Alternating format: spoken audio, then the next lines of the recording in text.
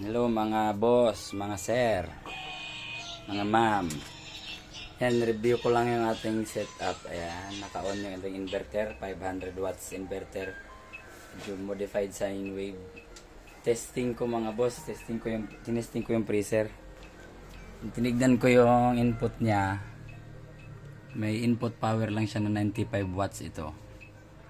Yan. Kaya tinesting ko, sinaksak ko. Ayan. Puro galing lang to sa solar mga boss ha. Hindi to galing sa Meralco na ano. Galing lang sa ating setup. Ito mga boss, nag-ano. Alright. Testing natin. Yun. Tagal na kasi itong di nagagamit kaya walang linis yung rep niya. Ay yung freezer. Freezer to mga boss, inverter type. Yan. Ganyan ka-solid yung solar natin.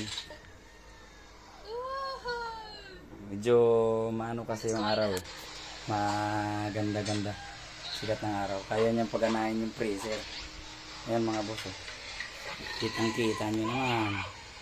Mabubuksan lang natin kasi wala naman tayong babayarang ano eh. Wala naman tayong babayarang Meralco. Oh, ayan oh. 500 watts nga lang yung aking ano. Aking inverter. Pero kaya niya kasi ang naka-on ngayon ay itong electric fan lang na maliit yan. Tapos meron din sa kwarto. Tapos ito lang, freezer.